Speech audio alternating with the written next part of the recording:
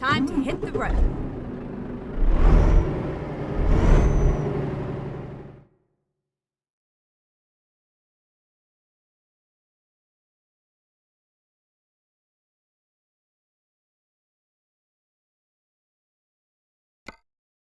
And a few years later, when Putin's going to be knocking on your doors, that's been already established by the experts that helping Ukraine is the cheapest, the most efficient way of stopping Putin. And the only way you can actually change Russia by defeating them on the battlefield. Russians are not going to suddenly have a revolution and Putin be overthrown. The only changes that can happen is if they defeat on the battlefield, as they say. And the thing is that we live at a time that not only Keir Starmer, but all the previous governments that have walked into it. In 2008, around Belgorod, when Russia took part of Georgia, then 2013 was Crimea and part of Donbass in Ukraine. And what happened in the West, the reaction was absolutely nothing. So back in 2008, we had different governments. 2014, we had different government, not just Keir Starmer. It's a result of years of neglect. Yes. Keep right, and then turn right. I think, in fairness, Peter, you can blame Labour for the decision that was announced this week, but you can look at the Conservatives or Conservative-led government for the 14 years prior to that. Absolutely, and that is the reason why Putin kind of felt so brazen and thinking, well, I'm going to go to take Ukraine without actually any resistance. But he was wrong. The Ukrainians decided to fight back, and the West decided to help Ukrainians. And the thing is, stopping halfway through because he just launched one of his missiles is not the way you can keep backing up to the bully, because those problems, if not dealt with now, later going to cost much, much more. Thank you for that. Grateful to you, Peter. Meg in Coventry, these elites really live in some kind of bubble. They told us before Putin will not invade Ukraine, but he did. All they've done is escalate. We're going to wake up one day, I think, asking ourselves what has happened. And then turn right. David Wright has a different view. An attack on us is an attack on NATO. There's a deterrent. NATO would take Russia out in a matter of hours if needed. A lot of people killed in the process. Simon's in Basingstoke. Simon, your reaction to how this is now moving on. Good morning. Good morning. I cannot believe that at a time when our nation has never been this weak. And I'm thinking, historically, you'd have to go back to the 10th century for us to be this weak, with a complete inability to control the air, the airspace and the seas around our nation. We have no missile defence systems at all. The Royal Air Force has one brand new airborne early morning aircraft. During the Cold War, we had 6. We had a much larger air force. We are completely unprepared. And to be honest, I support the Ukrainians in trying to defend their country. But if the West was going to do that seriously, we should have mobilised our industry in 2022. And said, right, we're going to increase artillery shell production, missile production 5-fold. And then the Ukrainians wouldn't be losing the war. And they are losing the war now. The Russians are making very large-scale advances. In the next week or so, they're probably going to trap something like 15 Ukrainian brigades. Well, that's a force that's probably double the size of the entire British army. So what should the British government do now, lastly, Simon? The British government should make peace. There's one rule in war: you win. And if you're not going to win, then you should seek peace. And that's what they should do. And then they should reindustrialise and build their armed forces up. And that's going to cost a lot of money, and it's going to take a long time. You think lastly Putin is interested in peace?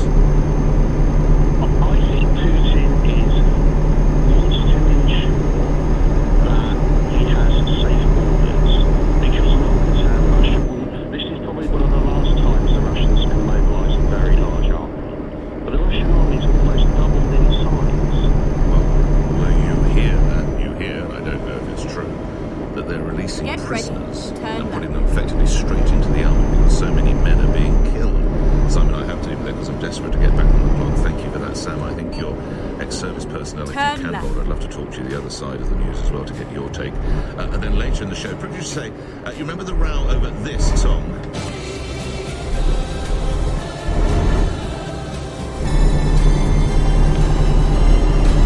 Which celebrates its 40th anniversary next week. Well, the singer and songwriter who caused concerns and raised concerns, Fuse ODG, is going to be joining me in the studio in the next hour to just expand on what his worries are. It's 8:30.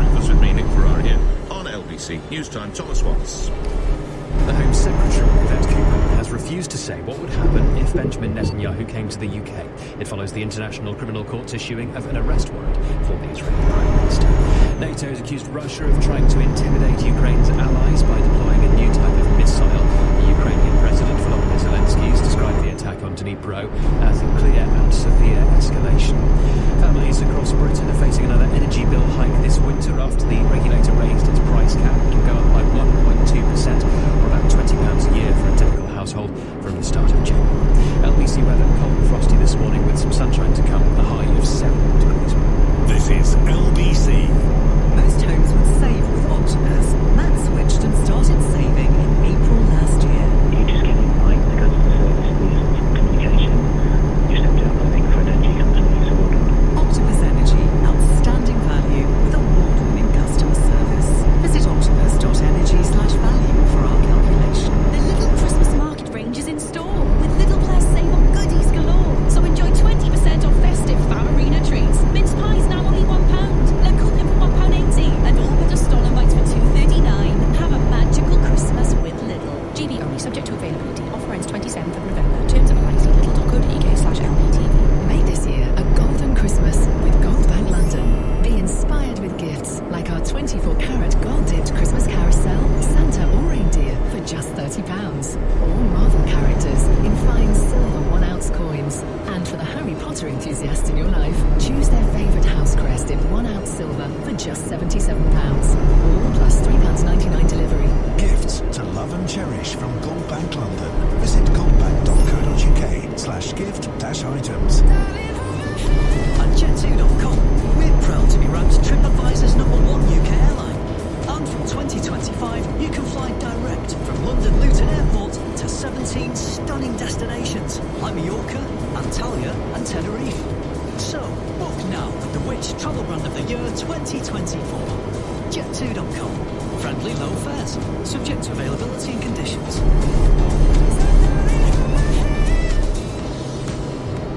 Most homes would save with Optimus Energy. Outstanding value with award-winning customer service. Visit optimus.energy/value for our calculation. Nick Ferrari at breakfast on LBC. Call 0345 6060 973. 8:33, Sam, great, you've held coming here in just a moment. A couple of emails, social media here.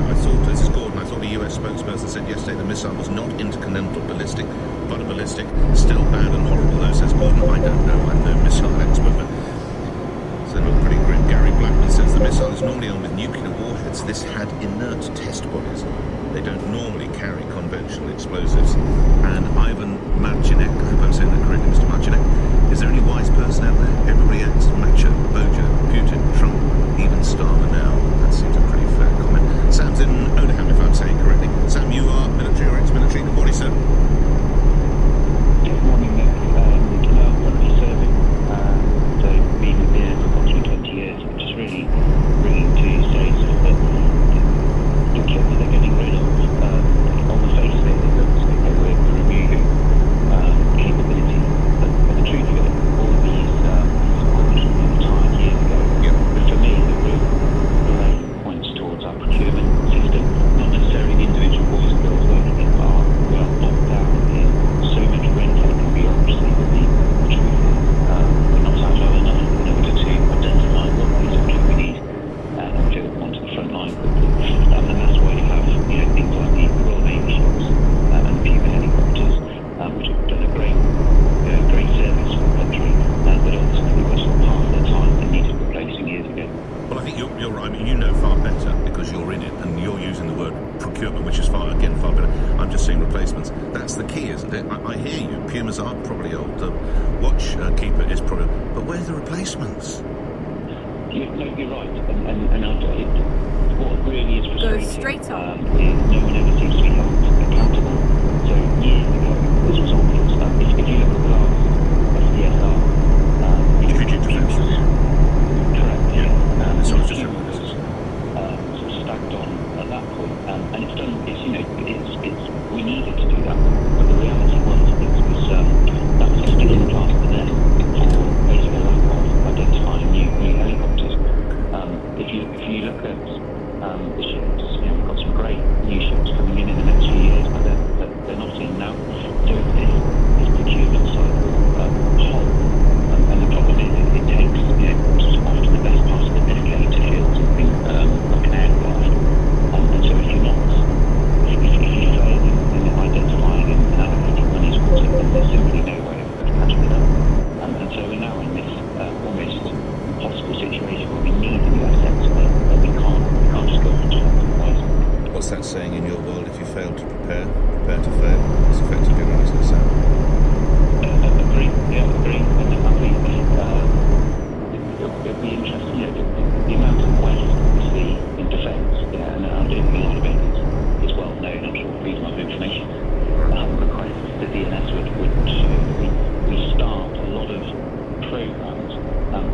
with what is perceived as the best solution at the time.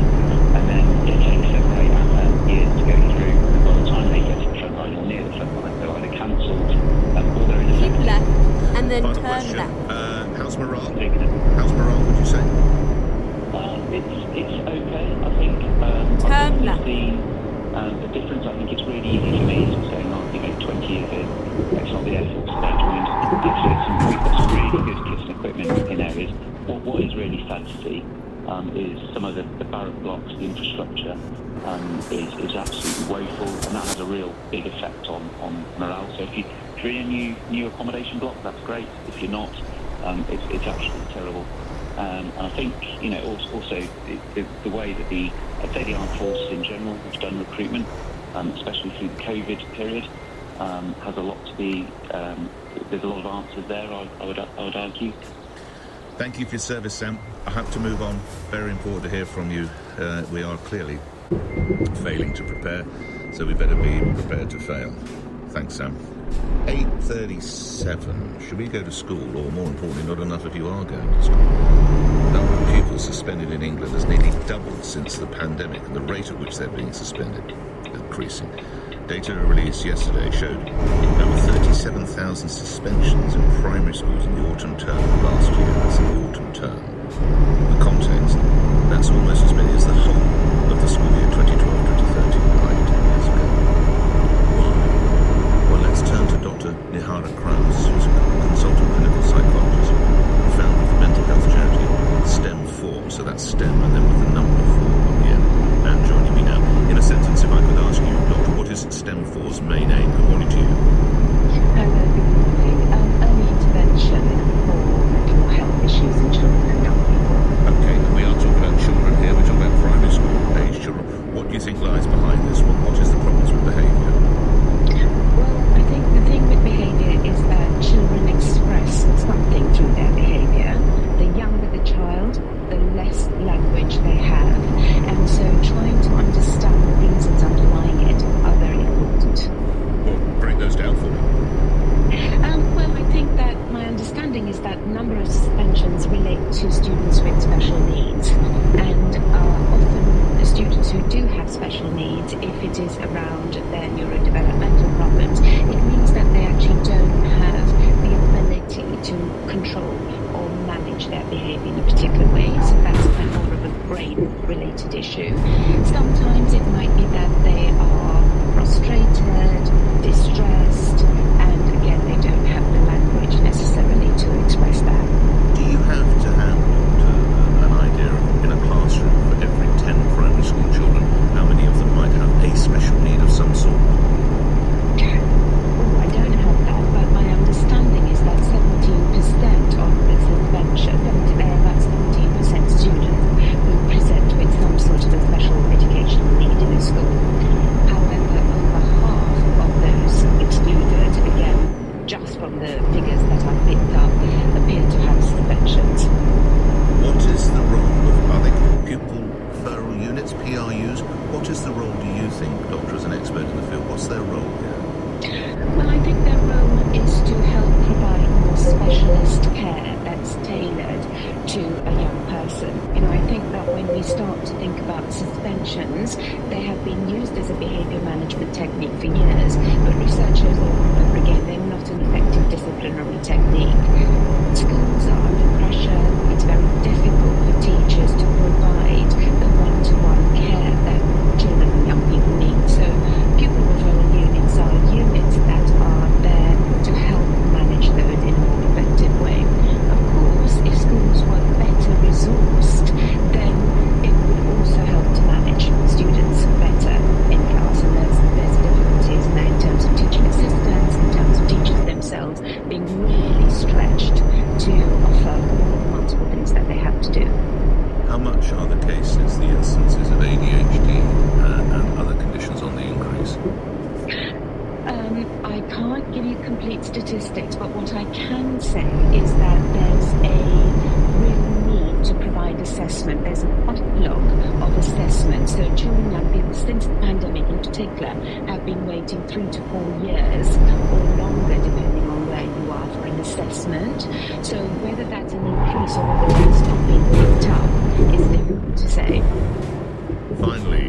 of the statistics that have been discovered with the high number of suspensions, as I say, one term equaled a whole year 10 years ago. What do local authorities, what do schools need to learn from this? Schools really need support in understanding behaviour management, effective behaviour management, to start to work with the child and the family about how to keep them at school, because the best intervention is actually being at school. We know that school provides a resilience factor. It's how to make that work on both sides. Grateful for your time. Thanks, Doctor. Here at Krauss, your consultant clinical psychologist, you founded the mental health charity STEM4. That's STEM and then the number 4 on the end of that. So we believe 17% then of children now, we're talking primary school, I don't know secondary school, or rather my contributor was. So that's nudging 1 in 5, effectively, nearly 20%. If you are a parent or sibling, grandparent of these children, particularly primary school, because if a kid has got problems, you want to get your hands on it as quickly as you possibly can, press the problem to the floor and help them, whether it's ADHD, whatever, it's by some form of autism, whatever. And I believe you need to put together what's called an EHCP, Educational Health and Care Plan. I think that's what they're called. Don't quote me. So that's what you need to do. And if you have a child who's 6, 7, 8, and she obviously was displaying issues, how quickly or otherwise were you able to get the help right now? I know if you've got a few quid in the bank and there's nothing more important than your children, that's what your money's going to go on first. But not everyone has the kind of money where you can pay for what I think are called ETS2, educational psychologists, which then takes you to the next level, next level, next level. And my understanding is, from conversations I've had with you, that these EHCPs, which are absolutely vital, can take a heck of a long time. So if you're involved in that, again, for the benefit of other people listening, who might be looking at their 3, 4, 5-year-old thinking, he doesn't really seem to be focusing, or she doesn't really want to seem to listen, you can help them along with that. But we're talking about the concerns, the increase in conflict now regarding Britain, United Kingdom and Russia with the use of those cruise missiles. Dan's in Newham. Dan, what's the future here? What does the British government need to do? Good morning. So, hi Nick. I think, first of all, I want to say I think Starman is dangerous. He's putting the whole country at risk for these missiles. I, for one, and I'm sure people at home, are not prepared to die for Ukraine. I'm not prepared to see my loved ones get killed in an all-out war with Russia. I think it's a very concerning moment in this time, and I think people need to really... Do you not buy the argument that, okay, it's this week, Ukraine, the week after that it could be the Netherlands, and the week after that it could be the United Kingdom? No, I don't. I believe Russia...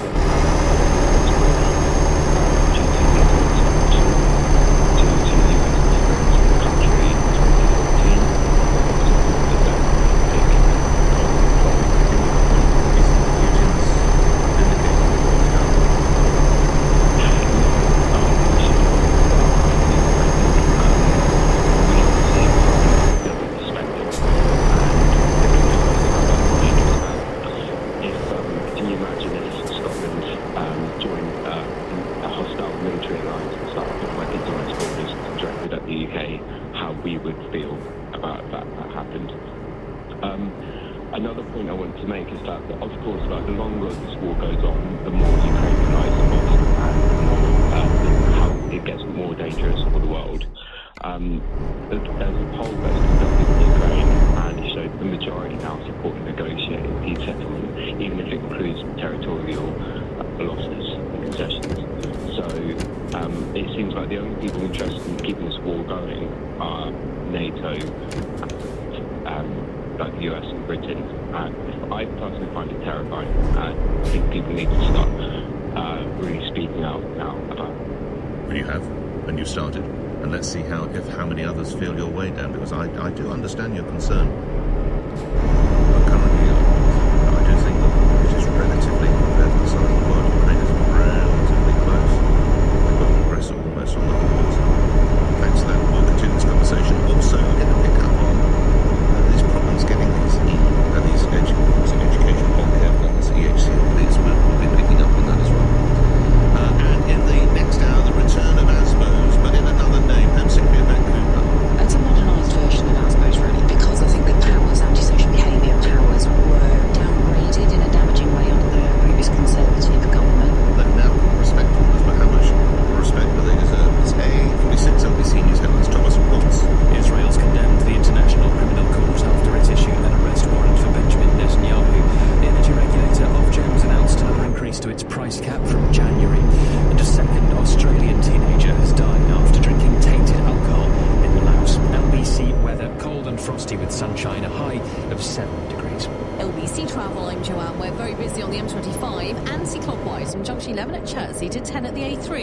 as a car broke down earlier.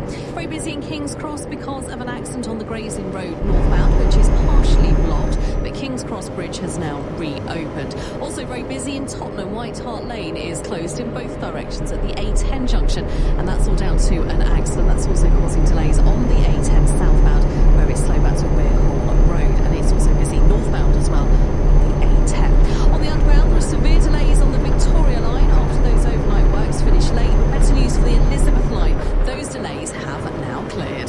LBC. Get that Euro Millions feeling this Friday. The jackpot stands at a mega £158 million. You might want to start practicing your celebration dance moves. The classic airport. Big fish, little fish. How about the knee slide? Also this Friday, we'll be making 100 millionaires guaranteed in the European Millionaire Maker. Euro Millions from the National Lottery. Play on air. Estimated jackpot. Account terms, rules and procedures. Players must be 18 or over. Call Nick Ferrari now. 0345 6060 973 LBC. What's stopping you from saying, yes, I invest? Taking your first step in investing can feel nerve-wracking. Where to invest, how much, who with. But worry not, Lloyds are here to help make investing easier with ready-made investments. Choose between 3 investment options and pick how much to invest. From just £50 a month or a £500 lump sum. Okay, and manage it all let's find with a new Lloyds route. banking app. Say yes, I invest. Search Lloyds Ready-Made Investments. Capital at risk. Internet banking customers only. Account fees and charges apply. Intrepid Travel's cyber sale is now on, which means you can save up to 20% on hundreds of exciting small group trips around the world. Sip and snack your way through Japan, wander the mountain ranges of Morocco, or retrace the steps of the Inca in Peru, all with like-minded travelers and a local leader to help you explore beyond the everyday sounds. Intrepid Cyber Sale, on now at intrepidtravel.com. Terms and exclusions apply. Hi, it's Bruce the Butterfly here. Ooh, and I'm really high up. You see, Scottish Power has just been ranked top large energy supplier in the UK for customer service by Citizens Advice. We're reaching new heights of excellence, higher than any butterfly's been, that's for sure. It takes a huge effort to get all the way up here. There's a whole team of people working their socks off to reduce call waiting times, improve email response times, and handle complaints quicker. But at Scottish Power, we're not standing still. We're going to keep setting standards that are higher and higher and higher. For details, go to citizensadvice.org.uk. Large suppliers include those with a market share of at least 5% in either gas or electricity. This Black Friday, we've got incredible deals in the middle of Lidl, like a Silent Night heated throw for just $24.99, an Oral-B electric toothbrush for $22.99, and a Daewoo 2.5-litre air fryer for only $17.99. Plus more in store this Sunday. Now that's big on quality and always Lidl on price. Subject to availability, selected stores, GB only. The Kia EV revolution is here. Now introducing the EV3, a compact electric SUV with impressive range of up to 375 miles. Book your test drive today and experience its spacious, intuitive interior. Order by the 16th of December and you'll get the Kia EV3 with 3.9% APR representative and 1 year's free Kia Charge Plus. Search the Kia EV3 to book your test drive. Kia, movement that inspires. Range based on test conditions and may vary. T's and C's apply. Kia Finance. Nick Ferrari at breakfast. Listen on your smart speaker. Just say, play LBC. Let's talk about the issues then as regards these exclusions, particularly in primary schools. As I said a few minutes ago, Gideon's got problems. You've got to get at it as quickly as you possibly can and help him or her through them. Tanya's in Reading. We're talking about your boy. What happened, Tanya? Good morning. My boy was diagnosed with both autism and ADHD when he was 9 years old. So he was in primary school. And he was excluded from that school, moved to another school, excluded from that school, and taken to a mainstream school. It took until he was 16 years old to get the HCP. Goodness me, this is the Education, Health and Care Plan. That's right, yeah. What did that provide for once you got the lad and the HCP? What happened then? He is now on target. I mean, but he had to go to a proof and they offered him 1 hour a day. They had a physical therapy unit, 1 hour a day, 3 days a week. And then they finally gave him an EHCP because I had to get lawyers involved. And now he has got his EHCP and he is getting, in his marks, he got 7s and 8s. Just to remind everybody, 9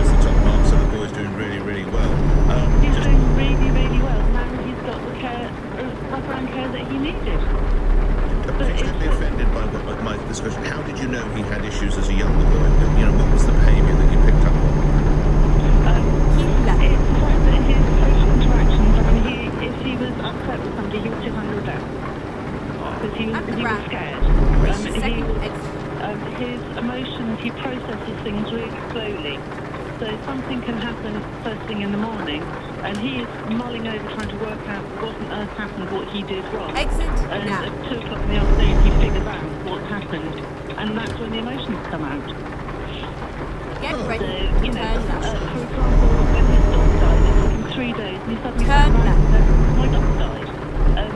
So he processes things in a completely different way. And when you talk to him about things, he will. You ask him, what did you learn in history today? And it's as if he verbatim comes out with everything that he learned in history, as if he is a non-stop train. So he doesn't wait to listen for anything. What does the lad want to do when he's a grown-up? Well, he's almost a grown-up now. He wants to. He's going on to do A-level in, believe it or not, politics, economics, and psychology. And does he... He's very bright. What sort of career do you think he might be looking at? Do we know yet? He wants to be able to work in the SEND world to help children so they don't end up like he did. Special educational needs and disabilities. Give him my best. I'm delighted he must be so proud if he's on 7s and 8s. Reminding everybody, of course, the top marks are 9. So that's tremendous how the young lads come on. Well done, Tanya. Thank you. James in yoga. I think that your son as well, is it, boy? Good morning, James. Good morning, Harold. Yeah, good. Thank you, sir. Tell me your story. So my son is currently 13. He never really exhibited any issues in primary school. He was about where he needed to be, but social interactions were different for him. I think maybe a lack of empathy, but also a lack of understanding social cues. Ever since he was went to secondary school, where he has much more freedom and there's obviously a much wider age range between like 11 and 16 of different types of children at different stages. He then was attracted to hang out with older kids. He then wanted to impress his peers, and as such, you know, would behave how he felt they wanted him to behave. And ever since then, the last 3 years, we've been trying to fight with the school to start the process of getting him diagnosed with ADHD and autism. I've got a qualification in understanding autism. You've got a what? Sorry, a patient? A qualification. A qualification. I'm sorry, I thought you said patients. Right, go. Yep. So I've been, almost screaming at the school saying, look, I need you to start the process of raising concerns. They've blatantly refused and said that this behavioural issue and he's choosing to behave this way. And why are they doing that? Do you imagine? I don't know. I think they believe because it's social interactions and mostly during social time, or lesson time, that they believe it's a choice. The problem I've said is that actually he doesn't know what he's doing. He's making impulse decisions. He's unable to determine between the difference between right and wrong in that moment, and is unable to control his behaviour. There's now been a change of head, and suddenly a new head has agreed that he does think he has ADHD and potentially autism. They've now started to do things, but it's almost to the point that my son now risks being excluded from school because they can only suspend him so many times before they legally have to exclude him. So what are you going to do? Point of almost getting suspended every single week. What will you do? Pardon? What will you do next? Well, this is a good question, because I'm almost having to look at homeschool him, because we're just going to have the same issue. If they move into another school, it could be a school that we literally can't get him to just because of distance. Both me and his mum work. There's a 3-year rating list for diagnosis for ADHD and autism anyway, so he's going to be out of school by the time that process goes through, unless we pay to go privately, and that costs £3,000. Not everyone has £3,000 in the bank. James, I must leave it there. Do let us know how you get on with your lad. That's obviously enormous pressure and tension. You'll be thinking about that every day when you get up or when you go to sleep. And I do hope you can sort it out for the lad. He's lucky that he's got such a motivated dad, and I'm sure mum too. James, thank you. Joe's in Liverpool. Joe, you're at the other end of this. I understand you're a teacher, or you're a head teacher, is that right?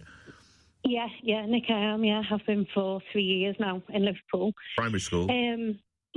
Yes, all through from 3 to 11. Yeah. I suppose what I wanted to say was two things. One is that in my 24 years of teaching, I've seen, especially in the last 10 years, the most sharp rise in the significant need of children, special educational needs.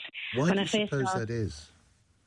I think it's the shift from low cognition special educational needs, which was what, as a young teacher, I was presented with, which is relatively easy to manage in the classroom. You just adapt your lessons. You just make sure you can cater to the learning needs of the child. But the special educational needs that we're seeing more and more now, and which are the children who are more likely to go down the EHC route, is SEMH, so social, emotional and mental health special needs.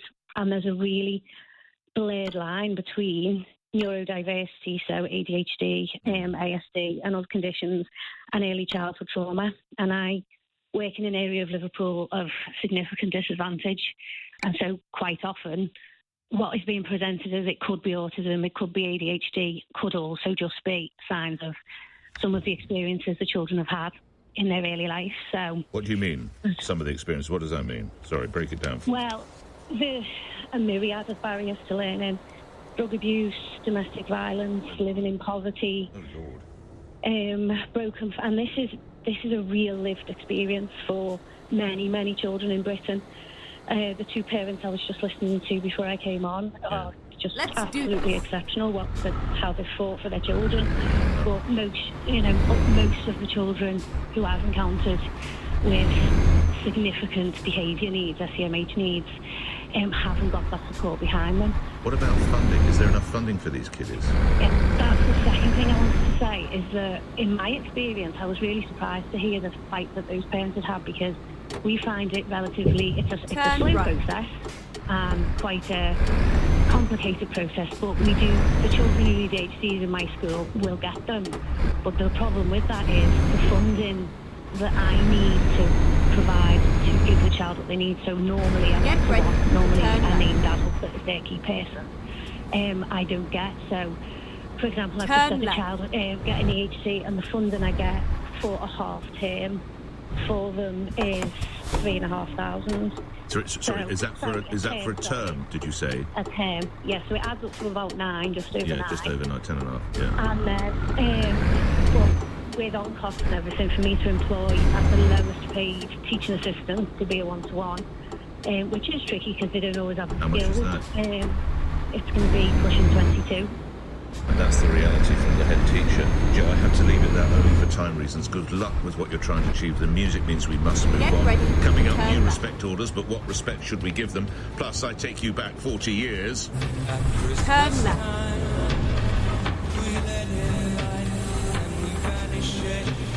And now I take you back 10 years. At Christmas time, we let in light and we banish shade. The former was, of course, Paul Young. The latter, Ed Sheeran, who says he didn't give Band-Aid 40, this year's version, permission to use his vocals. We'll be speaking to the songwriter and rapper Fuse ODG, who has led the protests over that.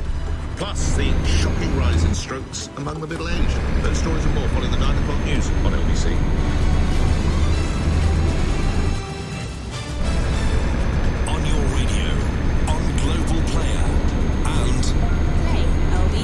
Leading Britain's conversation. This is LBC. Get ready to turn left. From Global's newsroom, the Home Secretary Yvette Cooper has declined to say if the UK would arrest Benjamin Netanyahu if he arrived in the UK. Left. The International Criminal Court has issued an arrest warrant for Israel's Prime Minister and former Defence Minister Yoav Gallant. They're accused of war crimes in Gaza. As Cooper's told Nick that ICC cases rarely become issues for the British legal system. If cases ever do become a matter for the UK, then there is a proper legal process that has to be followed. There's a proper government process, including Foreign Office process that has to be followed, and therefore it's not appropriate for me to comment on any individual case as Home Secretary. The ICC has also issued a warrant for the Hamas commander Mohammed Deif, who is believed to be dead. The Home Secretary's described new respect orders as modernised versions of ASBO's. Persistent offenders will face up to 2 years in prison under the plans. Police will also be given new powers to immediately seize off-road bikes, e-scooters and some cars. A 6th person has died after drinking tainted alcohol in a backpacking town in Laos. Police in the Southeast Asian country have detained a hostel owner over the suspected methanol poisoning. Victims include Simone White, a 28-year-old British lawyer from Kent. NATO says Russia is seeking to intimidate Ukraine's allies by deploying a new type of ballistic missile. The Ukrainian President Volodymyr Zelensky has described the attack on Dnipro as a clear and severe escalation. The energy regulator Ofgem has announced another increase to its price cap. It'll go up by 1.2%. That's about £20 a year for a typical household from the start of January. It follows a 10% hike in October and the withdrawal of additional energy support for millions of pensioners. Claire Barrett is consumer editor at the Financial Times.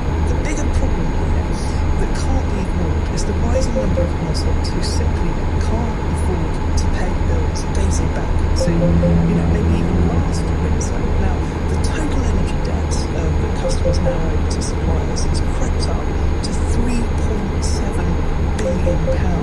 In the city, the FTSE 100 a short time ago was up 51 at 82.01. The pound buys $1.25 and €1.20. LBC weather, cold and frosty with plenty of sunshine, scattered wintry showers in western areas with a high of 7 degrees. From Global's newsroom for LBC, I'm Thomas Wells. This Black Friday, get sorted for the festive season with EE Broadband. You'll pay nothing up front. Keep left and then continue straight on. Fast full fiber, so you'll get speeds of 150 meg per second. Straight So I can stream festive tunes while I game with my mates. And I'll get Christmas phones. Yes, yes, and yes. And it's powered by BT. So switch today. It's easier than ever before. Then until the 12th of December. New customers, 24 months, 43.7% UK availability. Terms apply. Keep left and then continue straight on. This is LBC from Global, leading Britain's conversation. Go straight on. Ferrari at breakfast. Good morning, it's 4 minutes after 9 on Friday, November the 22nd. The government's new respect orders since the return effectively of the AS moment. I'll take you back in time. Just how successful were those? The NHS alert over the shocking rise in strokes in middle age. We'll be hearing from Professor Stephen Powers about that. Plus, it led to a healthy conversation earlier in the week. Ed Sheeran saying he has concerns that he wasn't consulted that his lyrics from Band Aid 30, when it was recorded 30 years ago, 10 years ago, could be used again in Band Aid 40 now that it's 14 years on. The concerns over that have in part been championed by singer, songwriter and rapper Fuse ODG, who's going to join me in the studio, and he's written his own song. We know it's Christmas.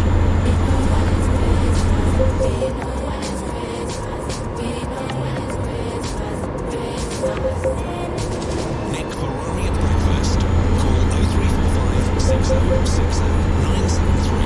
Text 84850. Nick Ferrari at breakfast on LBC. Take you back, and I appreciate for some of you, you might believe it a bit more, but you children don't possibly remember the days of ASMOs. Well, they were pretty popular in the late 90s and the early noughties, 1999 to 2008, when most of you perhaps remember, perhaps all of you, there were 16,999. You allow me to say 17,000. And figures show that more than 55% of them were breached. They were, for some teenage, and maybe not just teenagers actually, they were for some people almost seen as a badge of honour. Well, they are to return of a sort. Persistent antisocial behaviour offenders will face up to 2 years in jail. The police will get the power to seize e-scooters being ridden on pavements under Labour's plans and government's plans to bring back a new form of ASBO. Police, councils, social landlords will be given the power to impose respect orders on hooligans, drug users, street drinkers, fly tippers, nuisance neighbours, and others committing antisocial behaviour. How much of a problem is that in your area? I think of reports that I've read of people openly dealing drugs on street corners, residential street corners. Everyone knows what they're doing.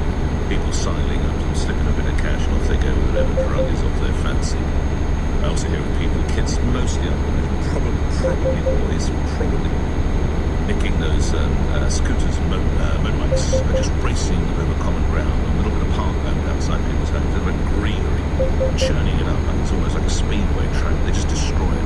And of course riding through parks. And these electric bicycles as well, hammer along the pavements like that. And also sometimes just leave them just so. You actually how many of them nicked, by the way? They make that strange clunking sound in London if they've been nicked. So it's almost like the gears are missing or something like that. So you know it's been half-finished.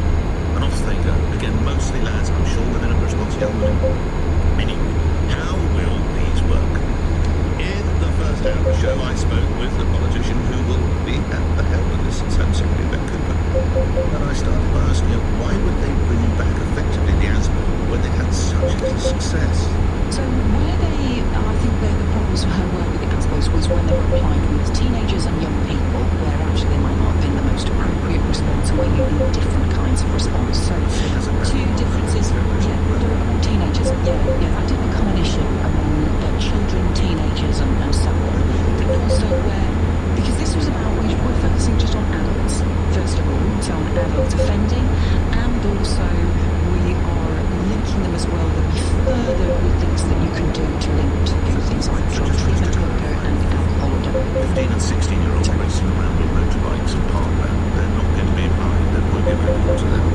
So what for the respect orders, but what we will be able to do, or the police will be able to do, is seize those bikes.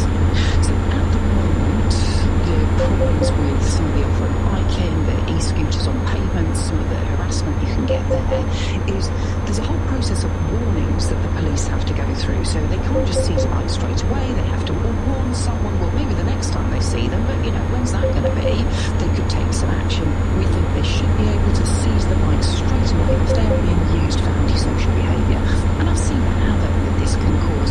Talked to a woman, she was on a mobility scooter in the park, and she just froze because I saw these two men, young men, on off-road bikes whizzed past her. They then did wheelies. I mean, she was absolutely terrified. No one should have to put up with that. But if the police had been there, they wouldn't even have been able to seize the bikes. They'd have just had to give a warning. That's not good enough. It all makes sense on paper. What are the practicalities of being brave enough to be politically certain police officer trying to enforce it? Let's turn first to Greg Wetton, who's a retired police officer and wrote How to Be a Police Officer. Okay, coming over to you. Look, it all makes sense, and as you hear it outlined, but the reality for the men and women on the beat, are there enough of them, do you think? Good morning. Morning, Nick. No, is a very short answer to that. And these plans are great. In fact, they're going to strengthen some of the antisocial behaviour powers of police officers, but you need police officers to enforce those powers. It's a proactive part of policing. You need the officers out in the communities who know who's got either respect or criminal behaviour or the old style as I used to police. You need the officers who know who's got that, what the restrictions are, and then be able to enforce them. And we haven't got the officers to do this, so it's a piece of paper that has got nobody to enforce it. How many ASBOs did you give out? How much confidence did you have in the old ASBO system? They were new when I was policing, so we had some confidence in them. They had some effect, not massive. They did need tightening up, so that's why I worked with them. Any moves to tighten these sort of things up. Antisocial behaviour was a significant problem within policing. There were numerous calls, as you mentioned, kids on mopeds, kids on bikes, kids being just kids. We were aggravating people. Numerous calls, most Sunday late, there's always kids causing a nuisance somewhere. But you need officers to do that. I think the Met Commissioner mentioned the other day, eye-watering cuts, I think you described it as. So even within London, former colleagues in London are telling me there are some significant cuts coming to policing in the next year. They will not have the officers to enforce these new orders as good as they may be. All this comes, there's one newspaper, The Sun, points out that there are 13,000 non-crime hate incidents, NCHIs, recorded in the year to June. We've had the famous conversation about the Telegraph journalist. Of course, that's now been propped by Essex police, but some of the ones that The Sun have here is a neighbour calling out the cops because he was offended that someone was calling him Leonard. That one, supreme reason is a hate incident. A German woman was furious to be likened to a Rottweiler, and if the Lithuanian said he'd have a rough haircut. Now, if we're turning out the boys and girls for that, how on earth are we going to get respect orders? I can't comment on hair issues. My nickname was Wiggy in the police force. No one can do hair stuff at all. But they are the sort of comments, those sort of calls that policing now goes to. I used to get those calls. It'd be, if we got dispatched them, it would be no call to police action, advice given, and that would be it. The end of the matter. If you even attended those sort of calls, most control rooms would filter those out. But nowadays, because there's so much scrutiny on policing, not responding or not dealing with people, they just automatically deploy an officer to go to these. So you have to take the time to go there and deal with them. Then they become one of these non-crime hate incidents with it, which then need investigating. Policing needs more funding and more resources, more officers to deal with these. This is the root cause of the problem. They can put as many pieces of legislation in as they like, and I welcome it, but they first of all need to address the root cause. It's proactive policing, cops on the street, cops in the communities, dealing with these issues when they first start. You might not reach a respect or as well. You will. Keep right. And and then turn right. Well, unless it's something that you can't say on live radio, why were you known as Turn Wiggy? right. Wiggy. Just because of the hair, Nick. The hair looked like it was a wig for years. Next time I see you, I'll give you a tug without any warning. I don't mean a police tug, I mean a tug of the hair without any warning. Great weapon, thank you. He wrote How to Be a Police Officer. He's retired off with himself. Listening to that is Michelle Gleason. Now, Michelle is CEO and safeguarding lead for One Message, and One Message offers one-to-one mentoring services for young people at risk of or getting involved in antisocial behaviour. So this is very much your, if I may put it like this, your bread and butter. What impact do you think they'll have? What impact do you hope they'll have? Good morning. Good morning, thank you. Yeah, I'm echoing what your previous caller said. We can have legislation, it's having the people on the ground. How are we strengthening communities? How are we bringing communities together? I will tell you my PCSO is in my area. When my children were little, I definitely could. It seems like we're not targeting young people for these orders. It's older, like over 18s. So we need to look at the root causes of the problems and are we being trauma responsive with that? So if we're talking about people who are homeless, people who've got addiction issues, who are going to be banned from town centres, who are committing offences, and then you're giving them a drug and alcohol order, they are hitting the rock bottom. So they may well do it because they're ordered by the court, but they're not ready to do that. We need to be looking at the root causes of why people act in certain ways. I'm sorry to talk over you, but I mean, that was actually going to be my next question. Come on, Michelle, what do you think they are? Yeah, I think lots of root causes. You're talking childhood neglect, the cost of living crisis, people becoming homeless, people living from paycheck to paycheck, people not having support network, exclusion from school, people who are excluded from school. Where are they there during the day? It seems to be getting worse year by year by year, Michelle. It does seem to be getting worse year by year. Talking about young people in particular, there was a high rate of permanent exclusions for young people. And what happens to them when they are permanently excluded? You know, they then feel left out, they don't feel included. We need to be inclusive as well as punitive. We need to be preventative as well. So how are we preventing this? Like your previous caller said, there aren't enough police, there aren't enough PCSOs, and it's that kind of stuff. Do you think these respect orders will work, Darcy? No. I think it's a bigger issue, isn't it? And we have to look back at Admirals and know that it was slightly different. We need to be getting to the root causes of what makes the community, how can we strengthen communities, and investment needs to be made. Michelle Gleason, the CEO and safeguarding lead for the charity One Message. That's the number one Message. Thank you for your input on that. Is the antisocial behaviour you witness people openly drinking on the street late at night or outside your house or the side of the apartment or whatever, kids behaving appallingly, racing bicycles or possibly motorcycles up and down the ground or round and round, letting people greenery. Do you think these respect orders will make any difference whatsoever? Plus, coming up after the news, you might have seen this advert. When a stroke strikes, the damage spreads like a fire in the brain. When you spot any single one of these signs, think and act fast. Now the NHS sound the alert over shocking rise in strokes among middle-aged people. Different expert in the field. It's just turned 9:16. NBC News headlines read by Thomas Watts. The Home Secretary has refused to say if the UK would enforce an arrest warrant if the Israeli Prime Minister came to the UK. NATO has accused Russia of trying to intimidate Ukraine's allies by using a new type of missile. And families are facing another energy bill hike after the regulator raised its price cap. LBC weather, cold and frosty this morning, but plenty of sunshine later, a high of 7 degrees. LBC Travel, I'm Joanne Webber. On the Underground, there's no service for the Jubilee line between Waterloo and Stratford, and then there are severe delays on the rest of the line, and there are minor delays again on the Victoria line. Delays on Great Northern of about 20 minutes between Moorgate and Finsbury Park. That's because the train has broken down. On the road, CA12 remains closed in both directions at the Bow Underpass. That's causing lengthy delays. Also very busy at King's Cross. The Brazen Road is partially blocked northbound following an accident. In Tottenham, White Hart Lane remains closed both ways. That's causing delays, especially on the A10. And the M20 is very busy eastbound from Junction 3 at the M26 and 4 at Leybourne following an accident. This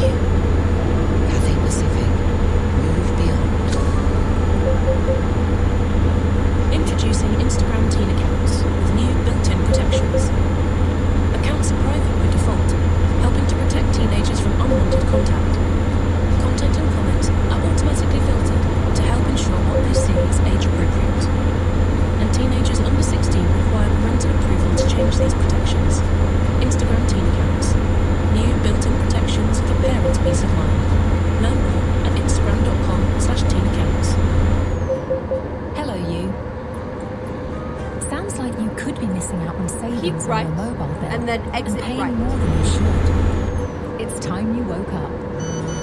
Exit right. Turn right. At U-Switch, our experts negotiate with providers to get exclusive Black Friday season deals, so you can switch and save on your mobile bill. Now that's a wake-up call. U-Switch. We put you first. Nick Ferrari at breakfast. Call 0345 6060 973. Coming to the very, very important matter of strokes and the fact that there's a shocking rise we're hearing from Professor Stephen Harris's National Director of NHS England. That's coming up in a moment. Let's get at least one caller now on this new ASBO. It's called the Respect Order. Williams in Chatham. Can I start by asking you, sir, how much is your neighbourhood, if I can use the word, blighted by aspects or examples of antisocial behaviour? Good morning. Probably people that might Chatham, it's probably not right for us to the world. I do know Chatham, but I've lived there some time. Why would you say that? I know that people like to go down Chatham Charles Street now. There's drugs, there's hard drugs to drop out. It's not safe. You know, I went the other day to get some ice cream. It was tagged to the counter with all the every orange one. Don't, you know, it covers us all. That's staff, but I think they can coming back up. I personally listening to your call about the other government. If it works, it works. But I respect between Foster and Ray when he pleads on the force, etc. But we've also got to look at parents. Where are these real children and our role models are our parents? They are first people in our life that we know as well. Don't you think that's the way it comes from? You know, like go Nick and Ray people go on. You are seen as parenting. Now I know if I've been told to my mum go straight on. or the police have told me and took me to my mum, my mum don't go absolutely bonkers. They look at what's going on in Crown. You know, we've got to look at the parents. That these are the first people in these children's lives. I think that's very wise. So let me come at you a different way, if I may. Why it appears we have such a failure in parenting? I don't think, because I think we've respect them, I don't think we have much of an old-fashioned approach about having children. I think people can just feel like they have children and entitlement. And I feel they blame everything else. I think they blame the school. The school is going to teach my child how to talk, train how to feed, behave. And I think we need to say, actually, you know what, teachers are teachers. Teachers are there to educate, to teach good behaviour to our children. The police are there to enforce the law, and they are self-respect. You know, we get people call police what they want to call, but my own police officer. Are you Chatham? Yes, around the Midway area. Okay, so come on, let's be honest. I bet there were a few tearaways in the last when you days when you were. So some.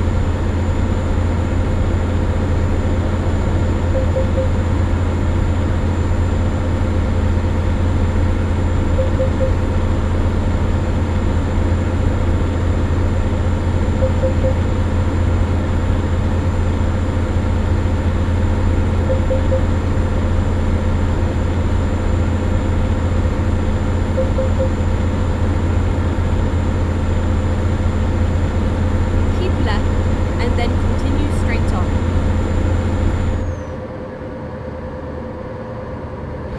Go straight on.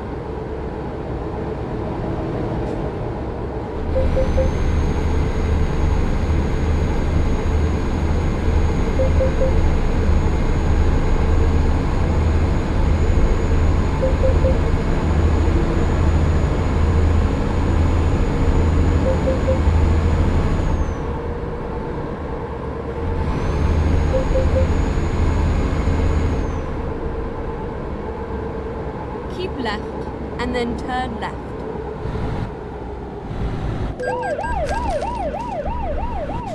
Turn left.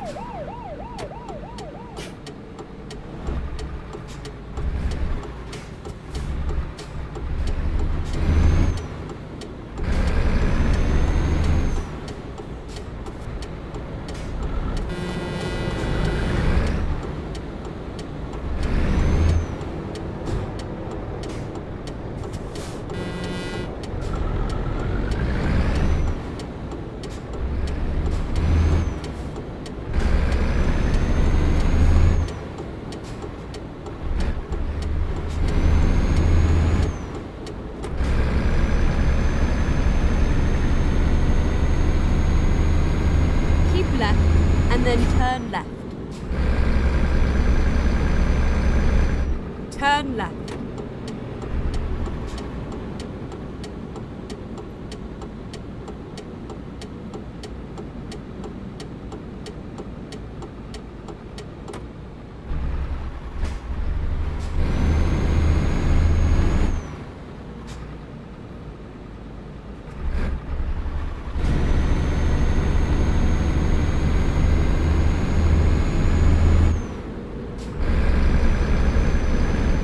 Get ready to turn right.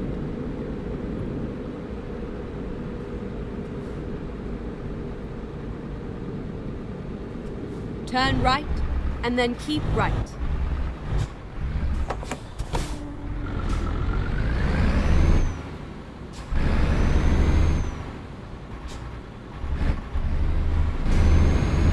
Keep right.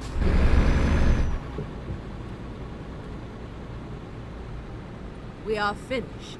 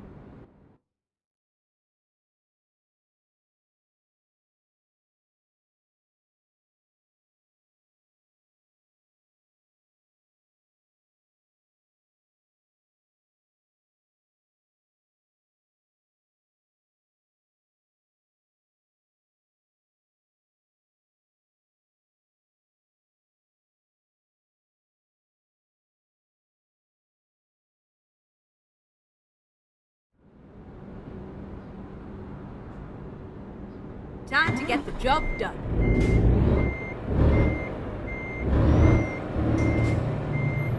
Turn right.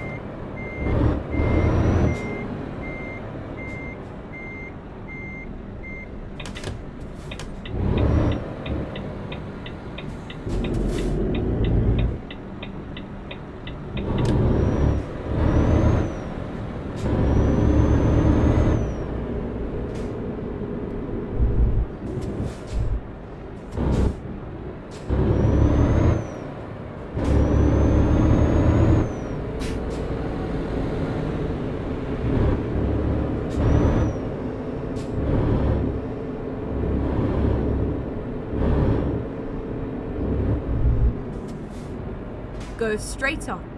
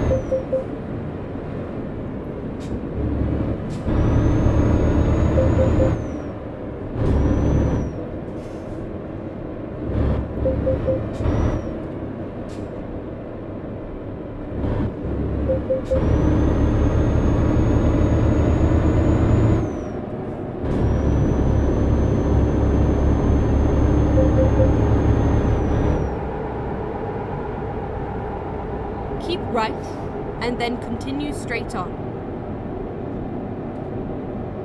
Go straight on.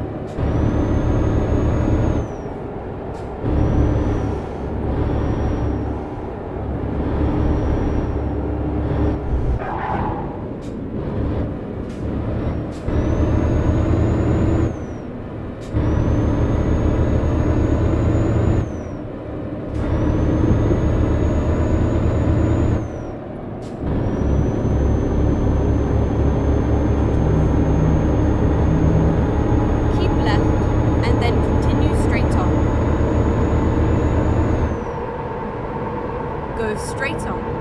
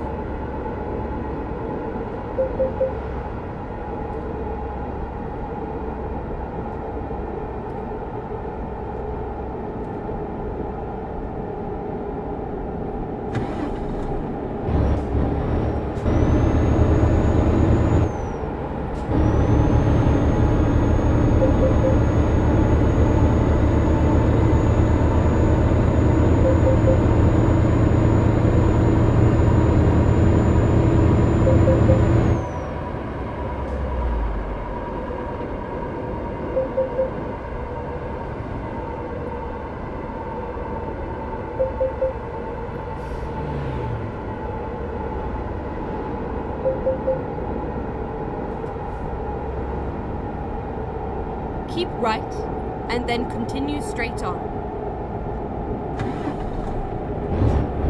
Go straight on.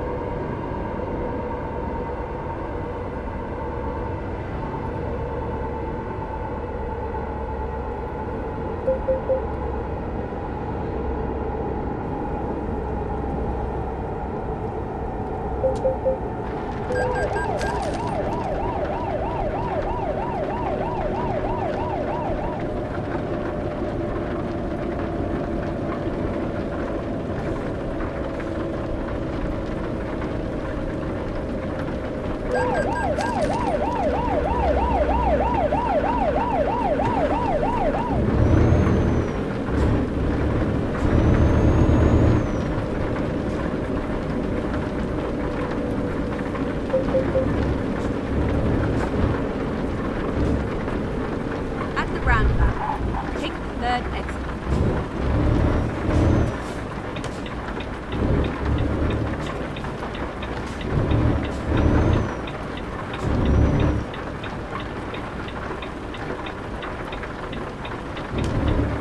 Exit now.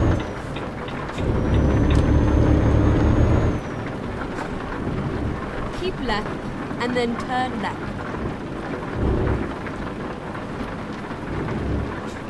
Turn left.